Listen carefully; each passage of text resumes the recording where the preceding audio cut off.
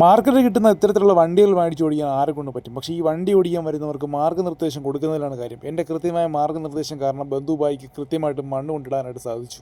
ഇനി കുറച്ച് പ്ലംബർമാർക്ക് മാർഗ്ഗനിർദ്ദേശം കൊടുക്കാം. അങ്ങനെ എല്ലാവർക്കും മാർഗ്ഗനിർദ്ദേശം കൊടുത്ത് എൻ്റെ ഈ ജീവിതം അങ്ങ് പകഞ്ഞ് പുകഞ്ഞില്ലാതായി പോകുന്നതാണ് തോന്നുന്നത് കേട്ടോ.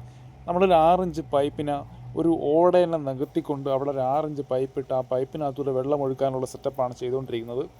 ഇങ്ങനെയുള്ള ചെറിയ ചെറിയ പണികളൊക്കെ ചെയ്യാൻ വേണ്ടിയിട്ട് ഞാനൊരു കില്ലാടിയാണ് കേട്ടോ. എൻ്റെ കൂട്ടത്തിലുള്ള ആരും ഞാനൊരു കില്ലാടിയാണെന്ന് പറയില്ല. അതുകൊണ്ടാണ് ഞാൻ എന്നെ തന്നെ കില്ലാടി എന്ന് വിളിക്കുന്നത്.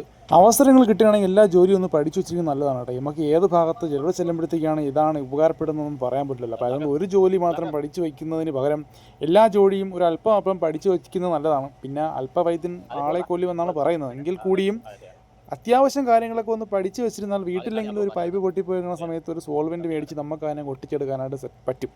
ഞാൻ ശരിക്കും ഇവിടെ വന്നതിന് ശേഷം ഞാൻ ഒരുപാട് പണികൾ പഠിച്ചു കേട്ടോ. നാട്ടിലൊന്ന് ഇലക്ട്രിക്കൽ മാത്രമേ അറിയാവൂ. ഇവിടെ വന്നിട്ട് ഏതാണ്ട് ഒരുപാട് ജോലികൾ പഠിച്ചു. കണ്ടില്ലേ, ഈ പറഞ്ഞ JCBക്ക് വരെ ഡയറക്ഷൻ പറഞ്ഞു കൊടുക്കാനായിട്ട് എനിക്ക് സാധിച്ചു. അപ്പം നിങ്ങൾക്കും എന്നെപ്പോലെ വളർന്ന് വലിയൊരാളാവാനായിട്ട് സാധിക്കട്ടെ എന്ന് ഞാൻ ദൈവത്തോട് പ്രാർത്ഥിക്കുന്നു.